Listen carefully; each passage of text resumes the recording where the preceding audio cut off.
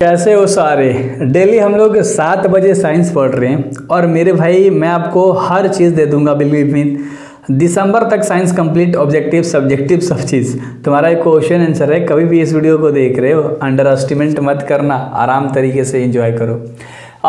देखो लघुत्तरीय प्रश्न उत्तर हम आपको कराने वाले हैं मेरे भाई। 10th का ये बेस्ट चैनल है, मैं बोलता हूँ ना, सब्सक्राइबर देख के मत जज करिए, आराम तरीके से पढ़ो यार। सब्सक्राइबर व्यूज़ मत देखो, कंटेंट देखो ना, हर चीज़ आपको दे रहा हूँ। कोई भी इंसान शुरू से स्टार्ट करता है यार, तब जाके कहीं पहुँचता है। सिंपल सा बात है। देखो पहला सवाल है, धातु एवं अधातु में एक अंतर बताना है। धातु अधातु में क्या अंतर है, एक छोटा सा ध्यान से देखना। धातु विद्युत का सुचालक होता है जबकि अधातु विद्युत का कुचालक होता है। चलो आपको याद हो गया होगा, मुझे पता है कि धातु सुचालक है और अधातु कुचालक होता है विद्युत का। क्लियर है मेरे भाई। विद्युत यानी इलेक्ट्रिसिटी, यानी कि लाइन है, जो तुम्हारा लाइट है जो पास हो रहा है। क्लियर है ना, याद हो गया, बहुत बढ़िया। अगला सवाल देखो, बहुत मस्ती से पढ़ाई करेंगे यार, ठीक ना। अपने दोस्तों को जोड़ो, 1-2 दोस्त के लिए आपको बस सब्सक्राइब कराना है, बताना है उसको, है ना। चलो, धातुएं विद्युत का सुचालक क्यों होती है। लो वही क्वेश्चन आ गया कि धातु विद्युत का सुचालक तो है पर क्यों है मेरे भाई, वो आपको बताना है ना। धातुएं विद्युत का सुचालक होते हैं क्योंकि इनमें परमाणु मुक्त इलेक्ट्रॉन में रहते हैं, यानी कि बिल्कुल फ्री इलेक्ट्रॉन इसके बीच में होते हैं, ठीक है। जो विद्युत धारा का संचालन करते हैं, क्या करते हैं, विद्युत धारा का संचालन करते हैं, विद्युत पास कराते हैं, लाइन पास कराते हैं। इस कारण विद्युत की धारा होने पर उसमें इलेक्ट्रॉन की प्रवाह हो जाता है, यानी इस तरह से जो लाइन है उसमें पास होने लगता है। इलेक्ट्रिसिटी जो है, विद्युत है, इस तरह से उसमें पास होता है, इसीलिए यह विद्युत का सुचालक होता है। क्या होता है मेरे भाई, इसीलिए यह विद्युत का सुचालक होता है। क्लियर है। अगले पॉइंट के ऊपर हम लोग बात करें। चलो तीसरे पॉइंट के ऊपर हम लोग बात करते हैं। तीसरा पॉइंट है तुम्हारा, धातु की तन्यता और आघातवर्धनीयता से क्या समझते हैं। तो धातु की तन्यता और आघातवर्धनीयता से आप क्या समझते हैं। धातु में तन्यता का अर्थ है कि धातु को खींचकर हम लंबा तार बना सकते हैं। क्या कर सकते हैं, लंबा तार बना सकते हैं धातु को खींचकर। सोना और सिल्वर, ध्यान से मेरे भाई सुनना, सोना और सिल्वर सर्वाधिक तन्य होते हैं। क्या होते हैं, ज़्यादातर ये तन्य होते हैं। सोना और सिल्वर, इसको खींच के लंबा किया जा सकता है। देखो सोना कितना पतला होता है, सिल्वर कितना पतला होता है, कितना लंबा हो जाता है, ठीक है। और धातु में आघातवर्धनीयता का अर्थ है कि इन्हें, है ना, हथौड़े से पीटकर इनकी चादर बनाई जा सकती है। इसको आप जितने हथौड़े से पीटोगे ना उतना लंबा होगा, टूटेगा नहीं, याद रखना, ठीक है। सोना और सिल्वर सर्वाधिक आघातवर्ध होते हैं। क्या होते हैं, आघातवर्ध होते हैं। तो उम्मीद करता हूँ अच्छे से मेरे भाई समझ में इसका आंसर भी आ गया होगा कि धातु तन्यता और आघातवर्धनीयता से आप क्या समझते हैं। तो क्लियर हो गया होगा दोनों चीज़ें बिल्कुल भी मस्त तरीके से। चलो तन्यता का क्या अर्थ है मैंने आपको अच्छे तरीके से बता दिया। अगले सवाल के ऊपर हम लोग बात करते हैं, जो कि चौथा नंबर का सवाल है। तीसरा नंबर हम लोगों ने अच्छे तरीके से कर लिया, ठीक ना। चौथा सवाल है तुम्हारा, ध्यान से देखो मेरे भाई, दिव्य धार्मी ऑक्साइड क्या है। दिव्य धार्मी ऑक्साइड क्या है आपको बताना है, ध्यान से देखो। धातुओं के वे 2 ऑक्साइड जो अम्लीय एवं क्षारीय दोनों गुण प्रदर्शित करते हैं, यानी कि जिसमें दोनों गुण होता है, द्विधर्मी ऑक्साइड कहलाता है। क्या कहलाता है, द्विधर्मी ऑक्साइड कहलाता है। जैसे एल्यूमिनियम हो गया, जिसको Al आप बोलते हो, ठीक है।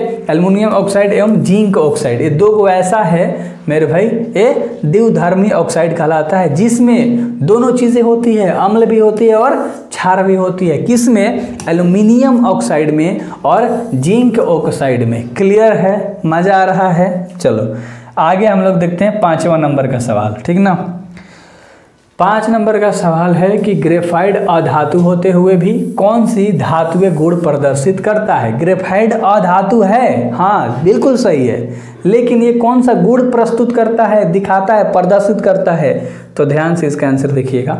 ग्रेफाइट अधातु होते हुए भी इसमें 2 धातुएं के गुण मौजूद होते हैं, क्योंकि इसमें एक विशेष प्रकार की चमक पाई जाती है और यह विद्युत का सुचालक होता है। क्लियर है, या क्या है, विद्युत का मेरे भैया सुचालक है, ठीक ना। अगले सवाल के ऊपर बात करेंगे, जो कि 6 नंबर का सवाल है। ध्यान से देखो, आर्गन के 2 परमाणु परस्पर संयुक्त होकर आर्गन अणु क्यों नहीं बनाते हैं, आपको बताना है।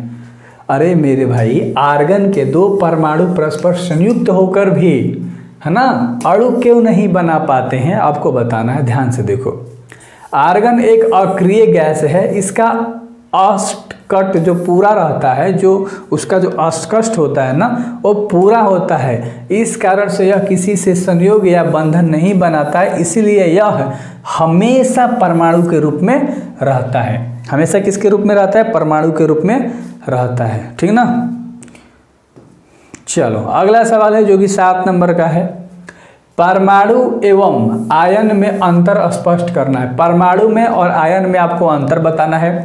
परमाणु एवं आयन में निम्नलिखित अंतर है। यहाँ पर मैंने बता रखा है, एक तरफ मैंने परमाणु लिखा है, ठीक है, और एक तरफ हमने आयन लिखा है। पहला पॉइंट देखो परमाणु का, यह विद्युत उदासीन होता है। क्या होता है? विद्युत, ये उदासीन होता है, और ये क्या होता है? उदासीन होता है। आयन उदासीन होता है और परमाणु उदासीन होता है, ठीक ना। और ये उदासीन नहीं होता मेरे भाई, याद रखना, आयन उदासीन नहीं होता, लेकिन परमाणु जो होता है वो उदासीन होता है। क्लियर है? आगे दिखा देता हूँ, बहुत सारे पॉइंट है। इसके दूसरे पॉइंट के ऊपर ध्यान से देखना।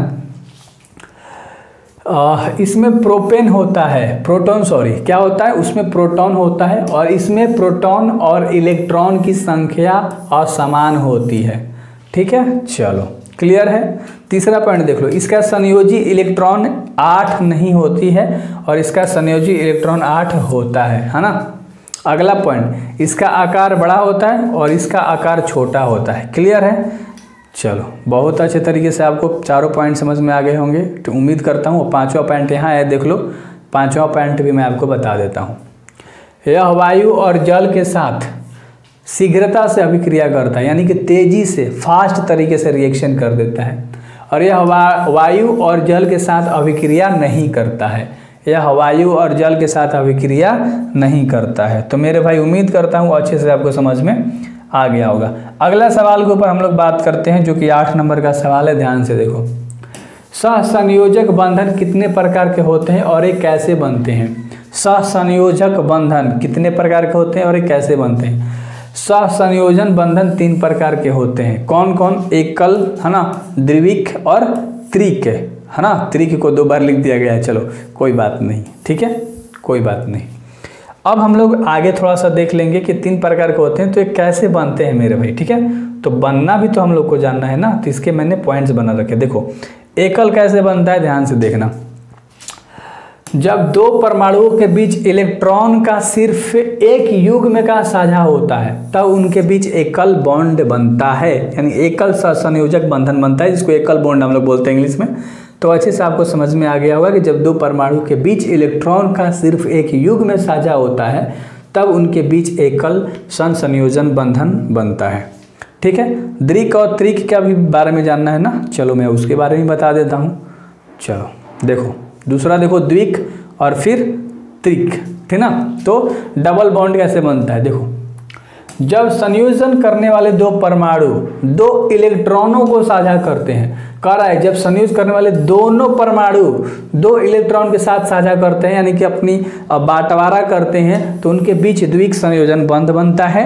और त्रिक क्या होता है, ध्यान से देख लो, जब संयोज करने वाले 2 परमाणु 3 इलेक्ट्रॉनों का साझा करते हैं, 3 गो के, तब उनको परमाणु को हम लोग सहसंयोजन। एकल क्या होता है? एकल बॉन्ड एगो साझा करेगा, द्विक 2 गो, और त्रिक क्या? 3 गो के। सिंपल, एगो याद करोगे आपको तीनों अच्छे से याद हो जाएगा, है ना। 9 नंबर का सवाल है, उससे पहले मैं बोलता हूँ सब्सक्राइब कर लेना। सब इसी तरह से आपको सारी चीज़ें मिलेंगी, मैथ हो सब चीज़, तो मेरे भाई अच्छे से कर लेना, ठीक है। आप कैसे प्रमाणित करेंगे कि कार्बन टेट्राक्लोराइड विद्युत का कुचालक होता है? मेरे भाई आप कैसे प्रमाणित करेंगे कि कार्बन टेट्राक्लोराइड विद्युत का कुचालक होता है? कार्बन टेट्राक्लोराइड में विद्युत के कुचालक होते हैं। इसका कारण यह है कि ये उदासीन अणुओं से बने होते हैं। कैसे बने होते हैं? उदासीन अणुओं से यह बने होते हैं, ठीक ना। कौन? कार्बन टेट्राक्लोराइड मेरे भाई, आयनों से नहीं। ये क्या बने होते हैं? उदासीन अणुओं से बने होते हैं, आयन से नहीं। ये पिघली या जलीय विलयन की आवश्यकता में आयन उत्पन्न नहीं करते हैं, इसीलिए ये विद्युत का कुचालक होते हैं। क्या होते हैं? ये विद्युत का कुचालक होते हैं, ठीक ना। चलो, तो हम लोगों ने प्रमाणित करके बता दिया। अगला सवाल है जो कि 10 नंबर का सवाल है, और 10 नंबर का सवाल आपका क्या कह रहा है, छोटा हो नहीं रहा यार, चलो कोई बात नहीं। 10 नंबर का सवाल देखो, ये PDF है, ठीक ना। सोडियम क्लोराइड जल में घुल जाता है किंतु कार्बन टेट्राक्लोराइड नहीं घुलता, क्यों?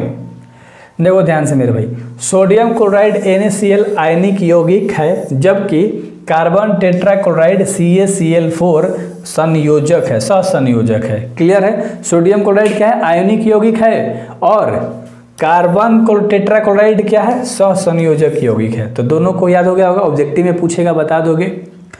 सोडियम क्लोराइड के जल में घुलने का कारण जल के अणु आयनिक यौगिक से विद्यमान आयनों के साथ परस्पर क्रिया करते हैं। जो भी विद्यमान है, जो भी प्रेजेंट है, उसके साथ ही क्रिया करके, है ना, करता है, और जिसमें NaCl में उपस्थित आयनों के बीच आकर्षण बल कमजोर होकर टूट जाता है।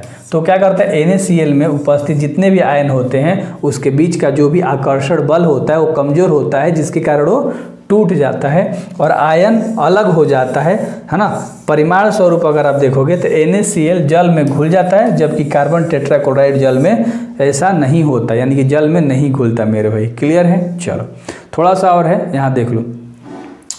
ये उदासीन अणु के बने होते हैं तथा आयन उत्पन्न नहीं करते हैं। क्लियर है? अच्छे से आपको समझ में आ गया होगा कि जो कार्बन टेट्राक्लोराइड है ऐसा नहीं है कि जल में घुल जाएगा, ठीक है। ये उदासीन अणु से बने होते हैं, कौन? टेट्राक्लोराइड, और ये आयन उत्पन्न नहीं करते। तो क्लियर तरीके से जब सारी चीज़ें आप कॉपी पे लिख के करोगे तो याद होगा। ऐसे बोर्ड पे आप कितने याद करोगे बताओ? तो ये PDF आपको मैं दे रहा हूँ, मात्र कितना में? मात्र कितना में? 99 रुपया का कोर्स आपको ऐप पे मिलेगा। डिस्क्रिप्शन में ऐप है अपना MK, वहाँ पर मैं 11th 12th को भी पढ़ाता हूँ, है ना। तो आप 99 रुपये वाला साइंस का बैच जाके ले लेना। 99 रुपये में आपको PDF सब मिल जाएगा, आराम से आप मोबाइल में देख के याद कर सकते हो। तो बोलना पापा ले, चले भैया ले, कि 99 रुपया खर्चा कर दीजिए और ले दीजिए मेरा कोर्स। कौन सा? साइंस वाला। क्लियर है? किसी तत्व A के परमाणु संख्या 12 है, यानी कि कोई भी A तत्व है जिसका परमाणु संख्या 12 है, और दूसरे तत्व जो कि B है जिसका नाम नहीं दिया गया है, AB से दर्शाया गया है, जो संयोग से बने यौगिक का सूत्र लिखना है आपको। ध्यान से देखना मेरे भाई, तत्व A के परमाणु संख्या 12 है, अतः यह मैग्नीशियम है, क्योंकि मैग्नीशियम की संख्या क्या होता है? 12। अरे याद है ना? चलो। और तत्व B की परमाणु संख्या 17 है। क्या है? तत्व B के परमाणु की संख्या क्या है? 17 है, अतः यह क्लोरीन है, और मैग्नीशियम एवं क्लोरीन के संयोग से क्या बनता है? मैग्नीशियम क्लोराइड बनेगा, जैसे Mg+Cl बराबर MgCl2। क्लियर हो गया ना? 12 नंबर का सवाल। किसी तत्व A के परमाणु संख्या 12 है और दूसरे तत्व के परमाणु संख्या B का क्या है? 17 है। यहाँ पर P के 17 है, छूट गया है, तो संयोग से बने यौगिक का सूत्र लिखना है मेरे भाई। तो क्वेश्चन मिस्टेक, थोड़ा सा टाइपिंग मिस्टेक, कोई बात नहीं, मैंने आपको बता दिया। अगला बुक में तो ऐसे आप देख ही लेते हो। चलो, अमोनियम में कुल कितने संयोजक बंधन होते हैं? अमोनिया की बात कर रहा है, देख लो यहाँ पर मैंने सारी चीज़ें लिख के बता दी है ना। अमोनिया का रासायनिक सूत्र NH3 होता है। NH3 के बता दिया, हाइड्रोजन, नाइट्रोजन, और ठीक है, और यहाँ से फिर हाइड्रोजन को बाहर निकाल दिया। क्लियर है? ये चीज़ें अच्छे से याद रख लेना, है ना। चलो क्लियर है? चलो 3 गो, है ना। इस डॉट डॉट पे मत जाना, और टाइपिंग में ऐसे दिखा देता है मेरे भाई। अब इसके बारे में थोड़ा सा मैं आपको बता भी देता हूँ। अतः Na3 में 3 संयोजक बंधन होते हैं। मैंने आपको बताया ना, कितने होते हैं? 3 गो H, एगो H इधर और एगो H इधर, ठीक है।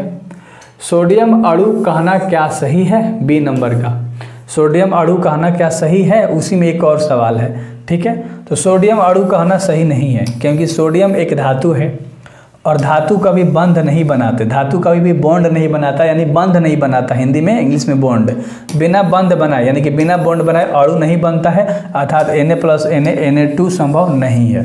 क्लियर है ना? Na+Na Na2 संभव नहीं है। तो ऑब्जेक्टिव में पूछ सकता है कि क्या ये बंध बनाएगा? तो नहीं बनाता मेरे भाई, क्या नहीं बनाता। क्लियर है?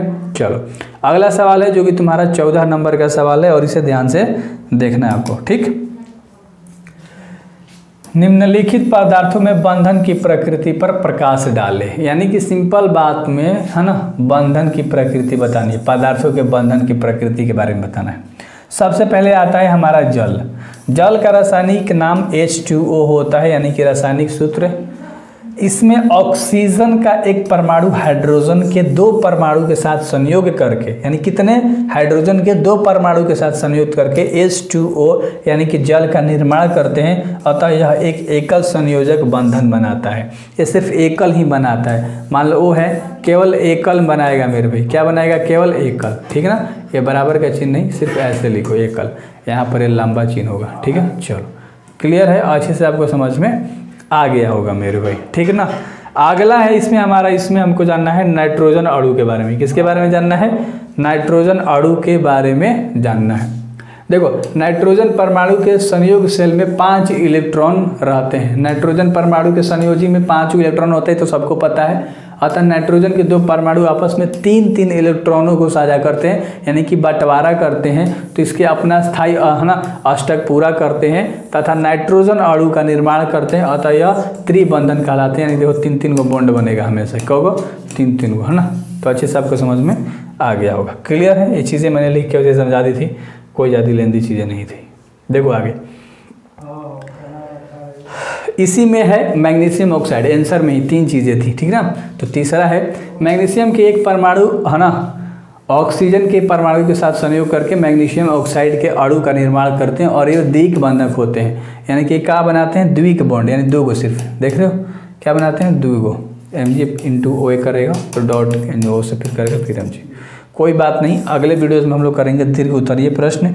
उम्मीद करता हूँ आपको ये समझ में आ गया होगा। इसका एक स्पेशल लेक्चर ही है, टेंशन मत लो, बॉन्ड के ऊपर, है ना, सब चीज़ समझा दूंगा। तो इसलिए आराम से पढ़ाई करनी है, याद करना है। ऑब्जेक्टिव मिलेगा जल्द, पहले तो दीर्घ उत्तरीय प्रश्न आपको मिलेगा, ठीक है। सो बेस्ट ऑफ लक मेरे भाई, अच्छे से पढ़ाई करो। सब्सक्राइब जरूर करना और पापा से बोल के वो 99 रुपये वाला कोर्स ले लेना, क्योंकि उसमें सारे चैप्टर्स के PDF ऑब्जेक्टिव सब चीज़ मिल जाएगा और वीडियो तो मिलेगा ही मिलेगा। So best of luck. बंद करते हैं क्या इसे, तुम सब्सक्राइब करो ना यार, हम कर देंगे बंद।